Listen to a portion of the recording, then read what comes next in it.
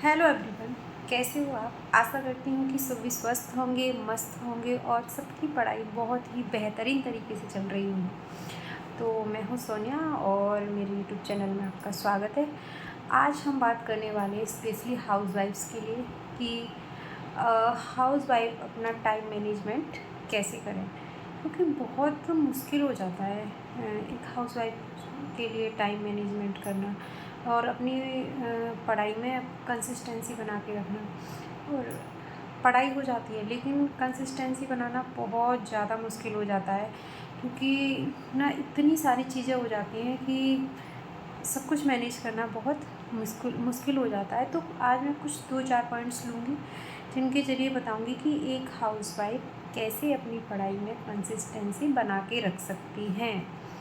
तो हम बात करते हैं सबसे पहले कि एक हाउसवाइफ है तो भाई घर के काम कर रही है, बच्चों को संभाल रही है, फैमिलीज़ को देख रही है, सारी चीज़ों को मैनेज कर रही है।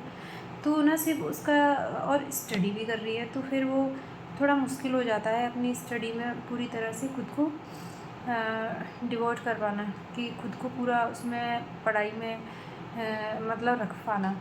1-2 दिन रहता है अच्छे से, फिर क्या है, फिर से वही काम या कुछ और चीज़ें आने आ जाती हैं बीच में, तो फिर से वो डिमोटिव होने लगती हैं। तो मैं बताऊँगी कि कैसे हम खुद को मतलब मोटिवेट रख सकते हैं, क्योंकि मैं भी हाउसवाइफ हूँ और भाई मेरे साथ भी यही होता है कि मैं 2-4 दिन अच्छे से पढ़ लेती हूँ और फिर वही डिमोटिव हो जाती हूँ, फिर 2-4 दिन गुम हो जाती हूँ। तो मैं फिर कैसे अपने आप को फिर से फिर से उसी मतलब मोड पर लेके आती हूँ, उसी ट्रैक पे लेके आती हूँ। तो वो मैं आज आपको बताती हूँ कि सबसे पहले ना आप जहाँ बैठते हो, जब फ्री होके शांति से उस जगह पे ना कुछ एक लाइन या कुछ कुछ भी अपना एक पेपर पे लिख के चिपका लिए कि आप ये पढ़ाई क्यों कर रहे हो, आपको ये स्टडी क्यों करनी है, आपका मेन पर्पस क्या है स्टडी करने का।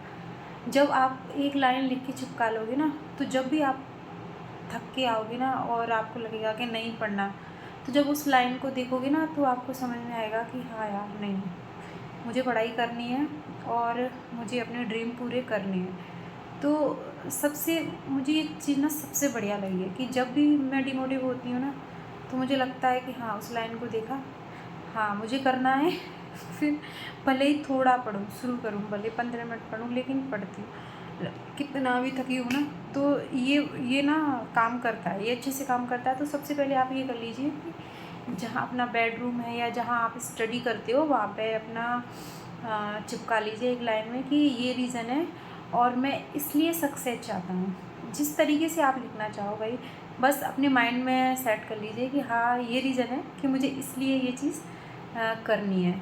नंबर 2, अगर आप, क्योंकि हाउसवाइफ हो भाई, तो घर है, फैमिली है, बच्चे हैं, सब हैं, सारी चीज़ें हैं, तो ना जो नेगेटिव चीज़ें होती हैं उनको बिल्कुल ही अवॉइड कीजिए।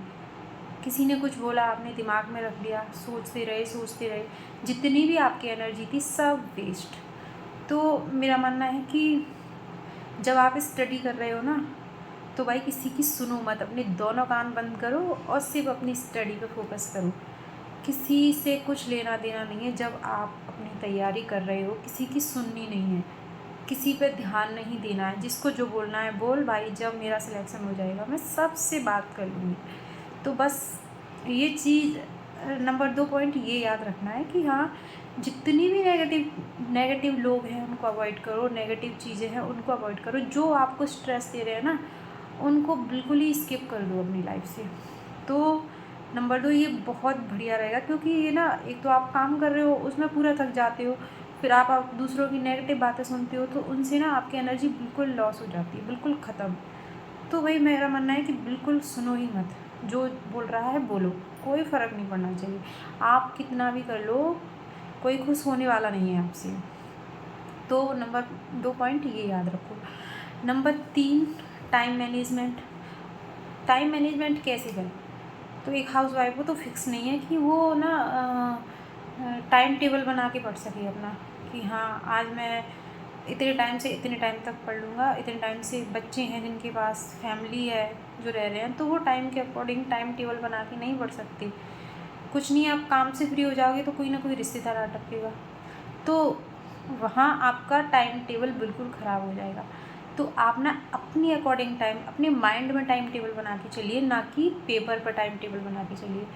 जब लगे आपको कि आप बहुत थके हुए हो तो थोड़ा सा रेस्ट ले लीजिए। जब लगे कि आप थोड़ा एनर्जेटिक हो उस टाइम पे पढ़ लीजिए। जब लगे कि अभी मूड है पढ़ने का तब पढ़ लीजिए। ज़रूरी नहीं है कि आपने टाइम बना रखा है कि मुझे मॉर्निंग में 3 घंटे पढ़ना है या 4 घंटे पढ़ना है तो पढ़ना है। क्योंकि भाई देखो, जिनके पास बच्चे हैं उनको बच्चों को भी तैयार करना होता है, टिफ़िन लंच सब करना होता है, तो वो उतना टाइम नहीं दे पाते। तो अपने माइंड के हिसाब से चलिए, अपने अपने टाइम टेबल के हिसाब से चलिए, ना कि टाइम टेबल दीवार पे चिपका के उस टाइम टेबल के हिसाब से आप बिल्कुल भी नहीं चल सकते। तो मेरा नंबर 3 पॉइंट ये रहेगा कि आप अपने हिसाब से टाइम टेबल बनाइए। ये नहीं कि आपने 1 महीने का टाइम टेबल बना लिया, वही बिल्कुल भी फॉलो नहीं कर पाओगे आप उसको, क्योंकि बहुत मुश्किल हो जाता है। मुझे भी पता है, मेरा हर रोज़ टाइम टेबल चेंज होता है। किसी दिन मेरी 2 घंटे हो जाती है, किसी दिन मेरी 4 घंटे हो जाती है स्टडी, किसी दिन तो कोई फ़िक्स नहीं है कि भाई आप हर रोज़ एक ही रूटीन फॉलो कर पाओ। तो मेरा मानना है कि आप जितना हो सके अपना मतलब अपने काम के हिसाब से, अपने हिसाब से अपना टाइम मैनेजमेंट कीजिए। नंबर 4 आते हैं हम कि अपनी हेल्थ इज़ वेल्थ। अगर आपकी हेल्थ अच्छी है तो आप अच्छे से स्टडी कर पाओगे, अच्छे से सबको सँभाल पाओगे, फैमिली सँभाल पाओगे, बच्चे सँभाल पाओगे और पढ़ाई भी कर पाओगे। अगर आपकी हेल्थ ठीक नहीं है तो आप कुछ भी नहीं कर पाओगे, ना तो पढ़ाई कर पाओगे और ना ही कुछ सँभाल पाओगे। तो सबसे पहले ये तो आप अपनी डाइट का अच्छे से ध्यान रखिए, अच्छा खाना खाइए, फ्रूट्स लीजिए, नट्स लीजिए और जो ऑयली चीज़ें उनको स्किप कीजिए, क्योंकि थोड़ा-सा उन चीज़ों से ना आलस आता है।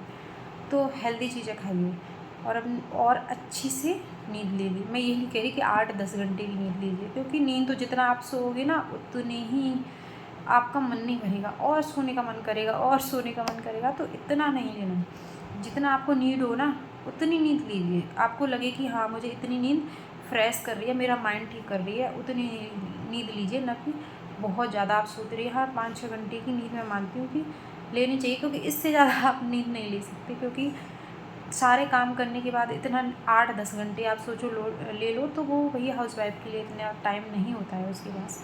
तो हाँ, छोटे-छोटे दिन में छोटी सी एक नैप ले ली, ऐसे-ऐसे करके ना अपनी नींद को पूरी कीजिए। अगर आप 2-3 घंटे की नींद लोगे तो पूरा दिन आपका बेकार, क्योंकि उधर काम से फ्री, फिर आप 3 घंटे की नींद ले रहे हो तो वो नहीं हो पाएगा। तो छोटे-छोटे टुकड़ों में जब लगे आप बहुत थके हुए हो तो 15 मिनट, आधा घंटा की एक हल्की सी नैप ले लीजिए और उससे अपनी थकान को दूर कर लीजिए और उससे बहुत अच्छा भी फ़ील होगा। मुझे भी लगता है, क्योंकि अगर मैं ज़्यादा सो जाती हूँ तो मुझे और ज़्यादा आलस आता है। फिर मेरा बिल्कुल पढ़ाई करने का मन नहीं करता और फिर मैं सोती ही रहती हूँ। तो और फिर इसके बाद ना सबसे बड़ा पॉइंट ये है कि इन सब चीज़ों को आप अच्छे से फॉलो करोगे और इन सब चीज़ों को अच्छे से करोगे तो आप अच्छे से अपनी स्टडी कर पाओगे और टाइम मैनेजमेंट भी ठीक से कर पाओगे और फिर अपने सिलेबस को भी कंप्लीट कर पाओगे। तो मैं तो ये कहती हूँ कि बस लगे रहिए और करते रहिए। हाउसवाइफ हो या कोई भी हो, टाइम टेबल दूसरों के हिसाब से बिल्कुल मत बनाइए, अपने अकॉर्डिंग बनाइए, क्योंकि हमें पता है कि हमें कैसे स्टडी करनी है, कितना करना है। आप दूसरों का टाइम टेबल देख के बनाने लगते हो कि सुबह 3 बजे उठ के, कि 4 बजे उठ के। भाई बहुत से लोग हैं नहीं उठ पाते 3 बजे 4 बजे, तो अपने अकॉर्डिंग बनाइए। बस आप इस तरह स्टडी करेंगे ना, अपने माइंड के हिसाब से चलेंगे, अपने अकॉर्डिंग काम करेंगे ना, तो अच्छे से कर पाएंगे, दूसरों के हिसाब से नहीं कर पाएंगे।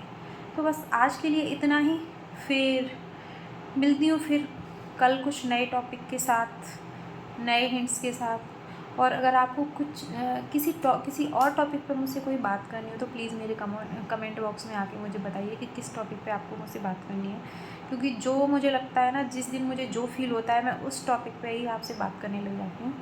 तो फिर मिलती हूँ नेक्स्ट वीडियो में। धन्यवाद।